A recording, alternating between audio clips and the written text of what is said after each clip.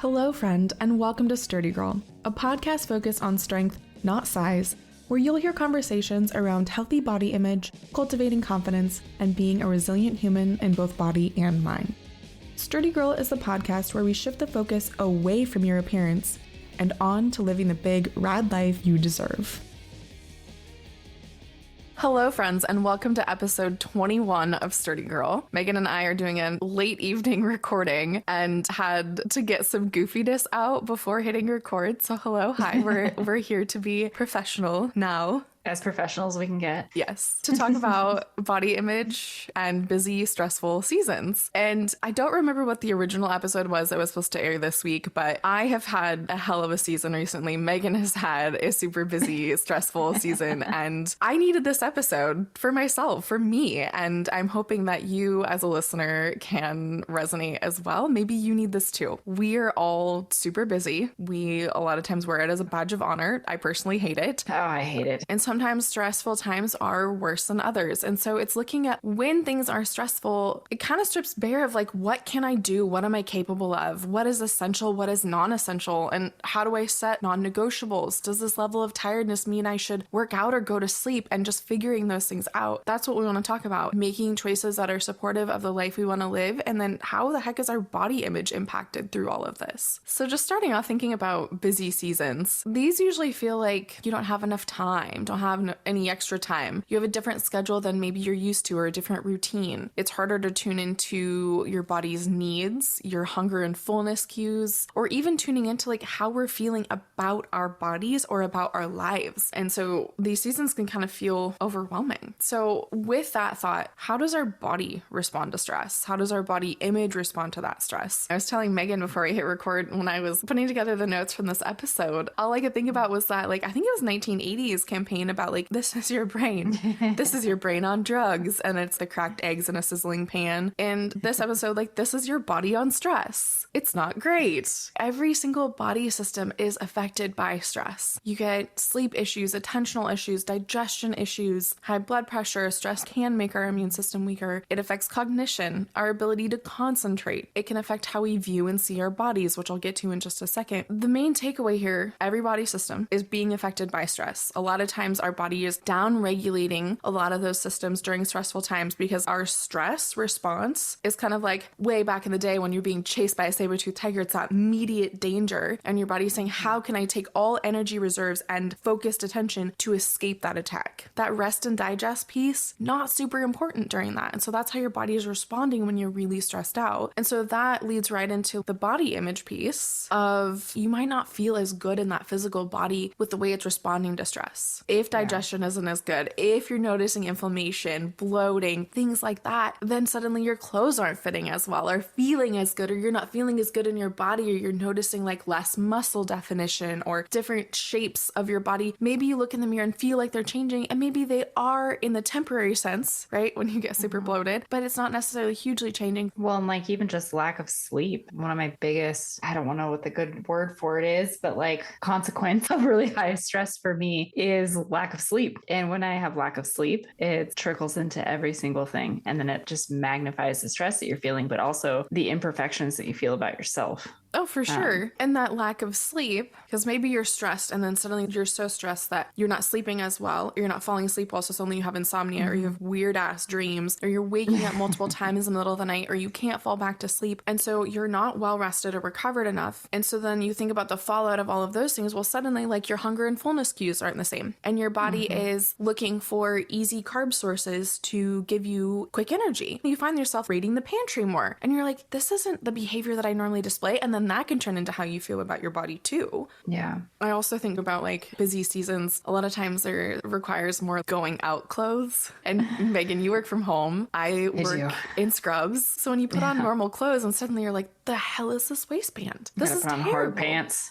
Oh, that's right. I forgot you call them hard pants. Waistbands, buttons, like no. And those don't feel as good or fit and feel differently than maybe the last time you remember wearing them. And it can direct more attention onto our bodies. You know, and that's something too, like you and I can kind of speak on this, is we've been doing the work and going through the process and working on that healthy, resilient body image. And we still struggle with this because our relationships with our bodies are never perfect. It's continual work. Body image is a practice. And the body image is the lens that we look at our body, not necessarily the truth of how our body appears. So when we think about stress, it can amplify, it can distort what we see. So it's like putting a freaking fisheye lens on your camera and then thinking that what you see is real. And it's just that lens needing to be adjusted or maybe cleaned. I don't know.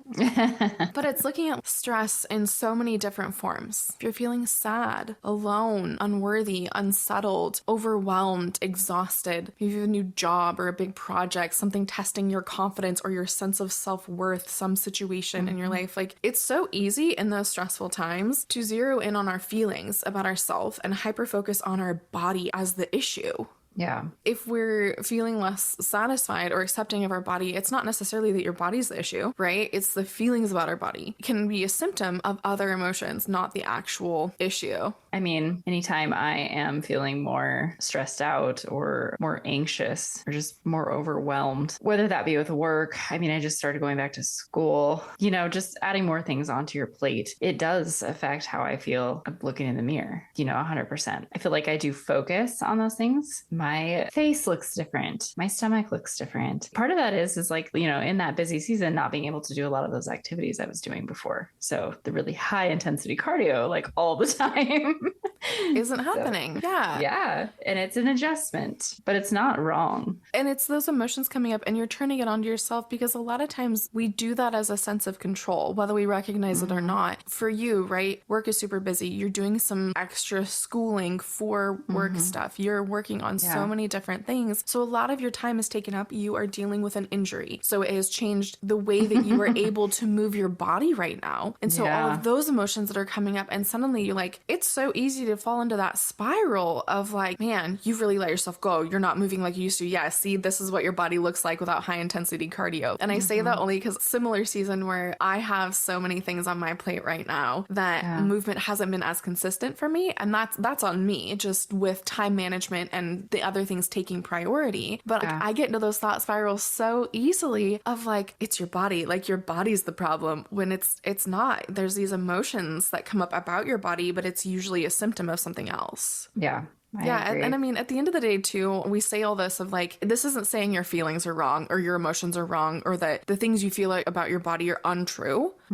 But it's just saying like, hey, there might be a reason those thoughts are coming up and those emotions might be coming from another place. At the end of the day, you know your body best, especially if you've taken time to develop awareness around feelings, your thoughts, reactions, and how your body does respond to stress. But I think the next thing, too, I wanted to talk about was the idea of seasons. So we've talked about already in this episode of just taking a seasonal approach. For any of you listeners who have done team sports, you understand the benefit of off-season versus in-season. We don't train the same way year-round, but when you're an adult, there's just such a sense of like, well, I should be able to do it all. Well, I set out to do these things. I set these goals, so I'm going to do them. And I think about like, Megan, you and me in our early 20s and just being like, oh, I'm going to arbitrarily train for this race and do all this lifting and just keep adding on to all the things we could do. Like I ran my first marathon, my first year of dental hygiene school. And I look back at that taking 20 something credit terms with full-time clinical schedule. I missed the feeling of being 20.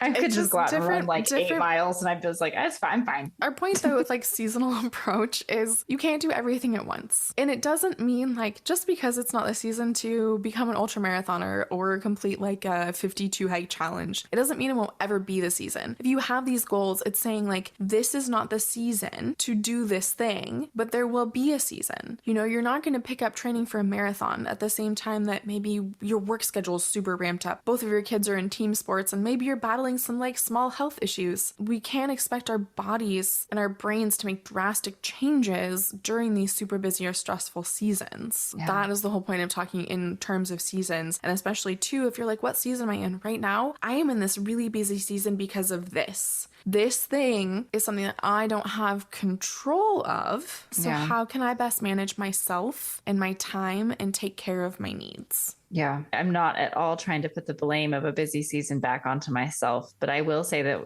one thing that I've found is that the time management piece for me. And sometimes I create more of a busy season than I actually am in because I am a terrible time management. Sometimes I think that I don't have any time to work out, and it's that feeling of being stressed and busy. And I think that we're all pushed to our breaking point because everything that's going on, like we're just constantly stressed out. And so I think that also trickles into my time management. That feeling of, I got off at 5 and all of a sudden it's 8 o'clock and I haven't worked out or done anything because, you have that time of decompressing. And then you're like, oh no, I'm stressed. And then sometimes you look at it and you're like, was that decompressing or did I just mindlessly scroll for an hour? Like let yourself thought spiral about how stressed you are, how busy it is, and then being like, oh, it was not used for self-care things. Yeah. And there's nothing wrong with that. Like I truly believe that actions that we take have a reason. So in your mind, that mindless scrolling, like there are times, there's a name for them and I'm blanking on it, but when you go from like finishing work and then moving on to another task, having that buffer time of like, maybe it is a little bit of scrolling, maybe it's reading 10 pages of a book or something and then moving on to the next task. There's nothing wrong with that. Oh, no. Just manage your buffer time. I think, too, just that paying attention to where our time is going. I've had that conversation a lot with clients recently about just starting to bring more awareness, like non-judgmentally, but that realization of like, oh, I work from home and I clocked out from work at 4:30 and suddenly it's 7 o'clock. And I don't know what happened between 4:30 and 7, but I'm mad at myself because I didn't get up early enough to work out. And I don't really like working out in the evenings, but you had this time. What were we doing? I'm not really sure what I was doing. Bring a little more attention to it to say like, okay, is this something where you could get a run in right after work and then just relax the rest of the evening, or what makes the most sense? One more point I want to mention before we get into kind of the main part of this episode on just managing body image and ourselves during these busy and stressful times. And that's just like us saying now is not the time for a marathon or competing in powerlifting or whatever it is, these big goals that you want to tackle. When has there been a time in your life that you don't feel busy, that we don't feel like our schedules are full? Never. There really isn't.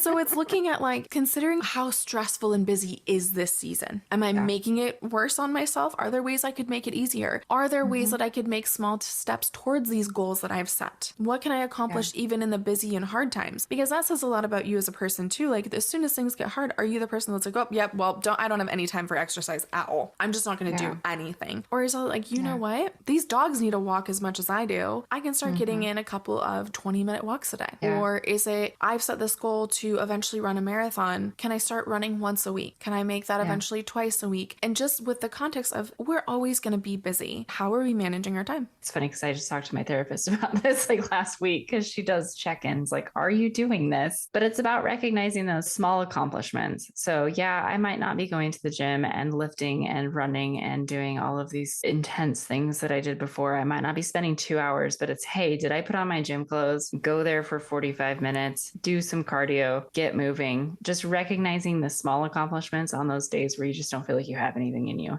Yeah, that's huge. It's been really important for me because, as someone who's pretty active. Well, and you think about not just the physical health, but mental health benefits that come from your Olympic lifting, from that higher intensity, from mountain biking. It's a huge way to deal with my stress. And it's not to say like, oh, my gym is my therapy. Please go to actual therapy. But yes, please. When you have, let's say your training hours are like 8 to 10 hours a week, and suddenly you're down to like 4 or 5 on a much lesser intensity, it's a mind fuck. It really is. Especially if what you're doing at the gym is completely changed. I mean, I can't touch a barbell. And so everything has been moved.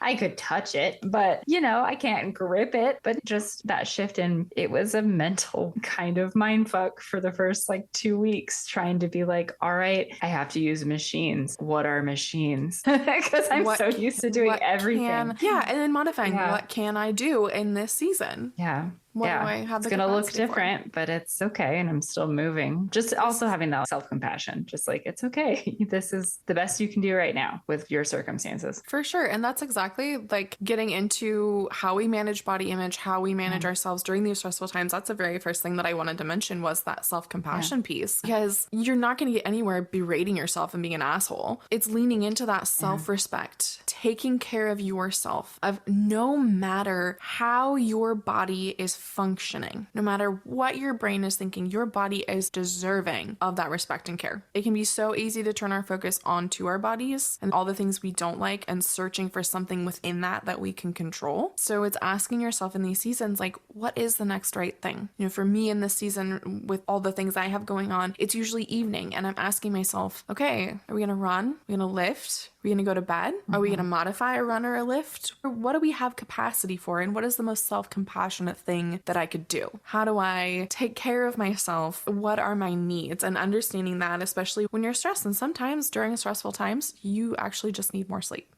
I think I don't want to say like self-compassion is only the relaxation part, because sometimes it's like, no, I don't know.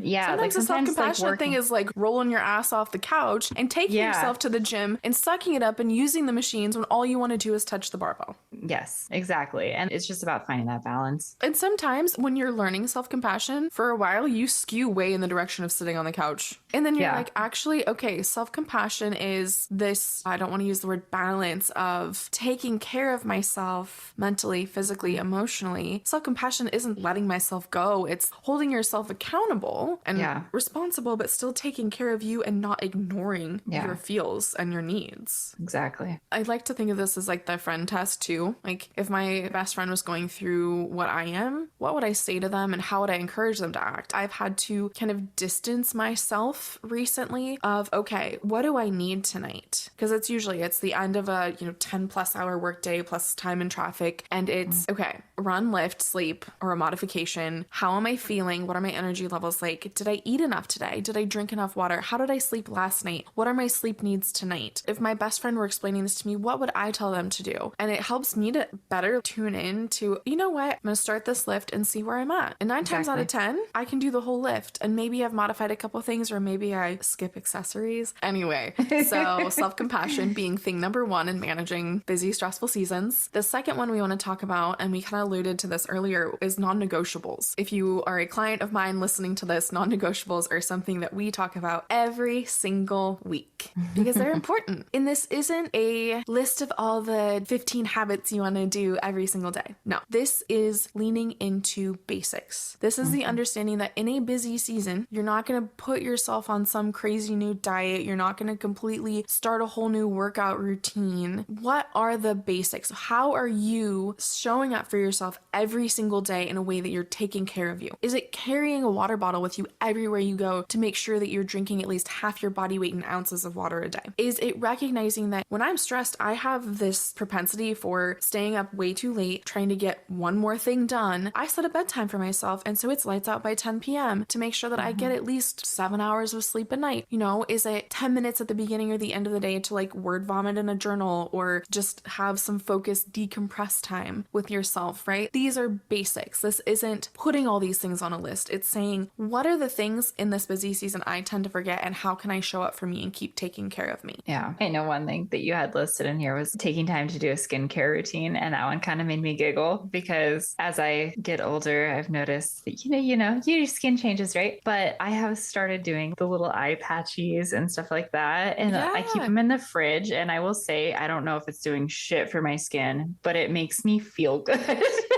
Hey, that's half of it, right? It just feels like a nice, relaxing thing to do. I put that in there in this list of like leaning into basics, in addition to like eating at least 3 servings of plants a day, skincare routines. And I don't want to like get down the rabbit hole of people on social media and there's 27-step skincare routine. But just in context of like, that is something for me that when I'm stressed, it is everything I can do to like take a shower every day and washing my hair and washing my face and going through that skincare routine, knowing that if I actually wash my face and put on the lotion that makes my skin feel the best, my skin doesn't look so sallow the next day. And it legitimately feels like an act of self-care. But it is one of those, like, I set that as a non-negotiable for myself for a while because I usually will just use makeup remover, skin cleanser, whatever, wipe, and I'm done. Oh, I wouldn't even do that before bed. I would just be like, I'm going to bed. But yeah, non-negotiables. What are the small little things that I'm going to say, demand of yourself every day? How do you show up to say, these are not negotiable for me. I will get these done. For one of my clients, the last couple of weeks, their non-negotiable was making their kids' lunch and their own lunch every day before work. And that was the single non-negotiable we worked on for the week. Yeah. That's great. Okay, the next thing I want to talk about is finding the joy. And I hesitate in putting putting this in here. Anytime we talk about like finding the joy, finding gratitude, focusing on the here and now, and remembering you're not going to get another today, right? It's true, but it's so oversimplified to people. And there's a lot of benefit from gratitude and finding joy. But I liked this piece I read, it's probably been close to a month ago now, about finding glimmers in your day. And it's this idea of finding small moments of peace or happiness. Because again, we're always going to be busy. We're always going to have stress, all of those things. But finding those glimmers of, I don't even want to say positivity, right? But just this, like earlier today, I went out for a walk and it had been weirdly snowing and then raining. It was still drizzling. And then the sun came out and I was like, sunshine on my face. What? This feels so good. But those moments of just glimmers, finding those little bits, because not everything is bad, or at least for your sake, I hope not everything is bad, but finding those pieces of enjoyment. And this is something that I have, again, in this season, trying to do for myself too, of being grateful. Some of these things that are making my life busy and stressful right now are good things. They're going to be bigger things, gooder things as they grow, as they change. And I know everything is like moving forward, but in the season, it was like, all right, where are the small moments of joy? Or like standing on a dining room chair yesterday, Megan, taking pictures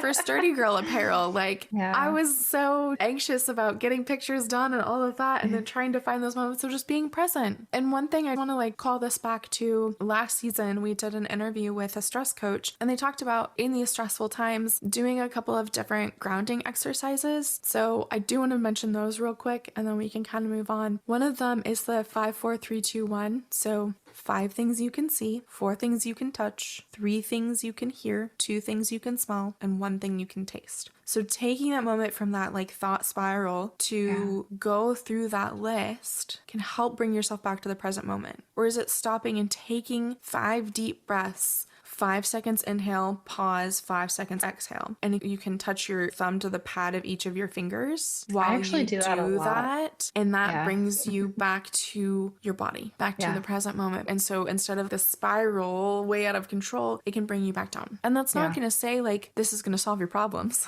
No. But it can slow down that spiral. Yeah. And that's fantastic. The next thing that we want to talk about in busy, stressful seasons is stop blaming your body. We've talked about how stress and busyness can affect your actual processes of your body. It can affect the lens with which we look at our body. We can get a lot more hypercritical, and it's so easy to blame our body when all it's trying to do is support us through this busy season. Your body's not the problem. A lot of times it's the thoughts about our bodies that are. So can we acknowledge those thoughts that come up about our body in these seasons and ask yourself, where is this thought coming from? Is it really true? Like if you can get to the point beyond the just acknowledging the thoughts, right? That's a whole skill in itself. But as they come up and you recognize that they're coming up, can you challenge them? Can you say, is this really true? The wild thing here is, our feelings are a signal that something is going on. And a lot of times our brains aren't great about interpreting what that something is. So it takes skill to recognize the where and why of that feeling coming up. If getting dressed in the morning feels even more like an ordeal, standing in front of your closet going, what the hell do I wear? Can you lean into this season of wearing clothes that you feel good in? Clothes that are comfortable, because like we've said so many times before, fashion really has no rules, so wear what you want, right? This season of wear what's comfortable. Is it t-shirts and leggings? Incidentally, we have an episode coming up later this season, I can't remember, 2 or 3 episodes from now, on how to manage your self-talk when it comes to looking in the mirror and how to improve the skill of affirmations, which yes, it's a skill and there's a right and wrong way to do it. So we will be talking about that. Shameless plug to keep listening. And one thing along these lines too of the stop blaming our body, as we have talked so much about this already on this episode, is, if you notice the amount of movement you're getting in has decreased, noticing, not judging, can you think about ways to increase that, even if it's just getting the dogs out for a walk? So this isn't saying like, Megan, for you're not able to Olympic lift right now and you're not able to mountain bike. Okay, we understand that, but you are finding so many other modalities and ways to get in movement and figuring out how that can manage the mental health piece, right? Because movement can help our feels, help us process them, work through them. And especially when it comes to those feelings about our bodies, it's almost like that thought of inertia. Like the more sedentary we are, the harder it is to work through those feels about our body. Yeah, I've been trying to like time myself and walk. Like I used to use my GPS watch for mountain biking and fun stuff, but now I use it for making sure that I've walked a a full mile. And it's not because I'm like, oh, I got to go out and walk a mile. For mentally, I'm like, okay, I need to take this break and just go out and take a mile break. If I reach more than a mile, great. If I don't, that's okay. Especially too, like sitting for your job, right? You're like, all right, I sit all the time. Yeah. I need this movement for my mental and physical health. Yeah. Because our physical bodies respond to stress as much as our brains do. Well, and it's so easy when you work from home too, to forget about breaks, forget about your lunch. It's very easy. Yeah. One thing I want to acknowledge here too, it's okay to feel differently about your body during these seasons. It's okay to not like your body as much as maybe you normally do. Understanding that this is temporary and finding those small ways, those non-negotiables, incorporating little bits towards working towards your goal as a way to counteract or just working through that season. And then last little thing to help us through these busy times is rewarding yourself. Now, this isn't the overused, like, treat yourself, even though I am a firm believer in my emotional support iced coffee as a little treat myself every time I go run errands. Same. This is more for the listeners that are overachievers, the listeners that gain those dopamine hits from checking things off the to-do list, who tackle a goal and then move immediately on to the next one. Can you take a moment when you complete that big project or you're making huge progress towards a house project or big things going on in your family, whatever it is, can you take a minute to just celebrate all of your freaking hard work? Bask in the progress that you've made, even if it doesn't feel measurable, on how well you're surviving or thriving despite it all.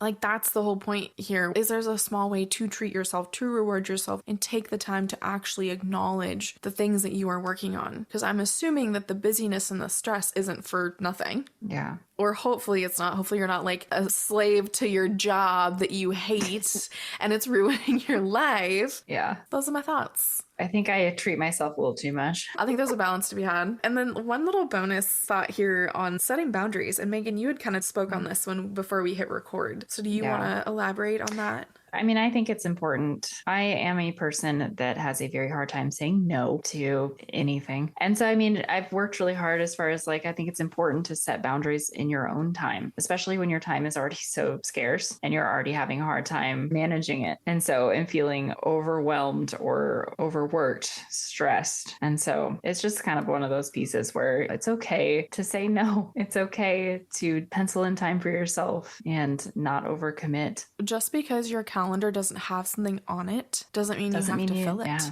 Exactly. So you're talking more like social engagements and that kind of thing. And that's really important. Don't overcommit when your time is your most precious resource. Yeah. I mean, it could be social engagements or it could even be with yourself. Like a lot of times, again, because I struggle with time management, I have to work backwards. Like pick if you have to do this at a certain time, let's work backwards from that. And then let's work on how much you can commit to doing within that time frame. And, you know, if you struggle with time management and you struggle with ADHD like I do, you can try and fit a lot of things in there. And then all of a sudden that's what makes you late. And then that's what makes you panic. It's a spiral.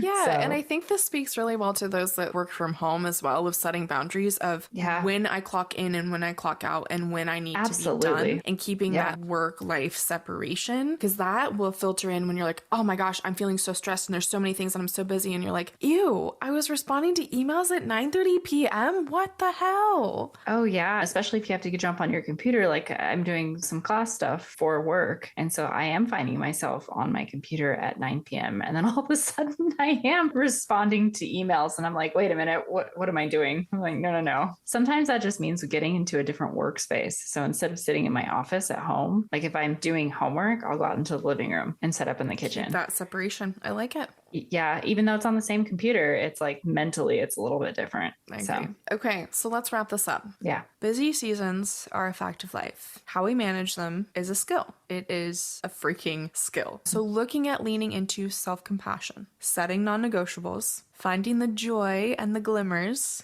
not blaming your body for its response to stress, rewarding yourself, and setting boundaries. Yes. Your body's not the problem. Remember to treat it with the respect and care that it deserves, no matter what is going on in your life. And that is the end of the episode. One thing I do want to mention before we say goodbye, this episode is airing on Friday, March 1st, and that is when Sturdy Girl apparel drops. Yay. This has been 6 months in the making. 6 months of research in all different types of screen printing and different t-shirt companies and all the things. It's finally here. So if you're listening on release day or afterwards, be sure to check out our apparel at sturdygirl.co/shop. All photography is courtesy of Megan. We're so stoked to bring it to you. I'm so stoked to see Sturdy Girl shirts in the wild. It's gonna be awesome. Thanks for listening to another episode, friends. Be sure to tune in next week to listen again. Megan will actually be interviewed next week all about being a sturdy girl in the bike racing scene and all of the impacts that injury has had on your body image. Yeah, I'm excited. Don't sound too excited. Oh my No, God. I am. I got a lot to say. We look forward to it. All right, friends, we'll talk to you next week. Bye. If you enjoyed this podcast episode, please feel free to follow, subscribe, like, whatever the heck you do with podcasts. As always, stay sturdy, friends, and we'll talk to you next week.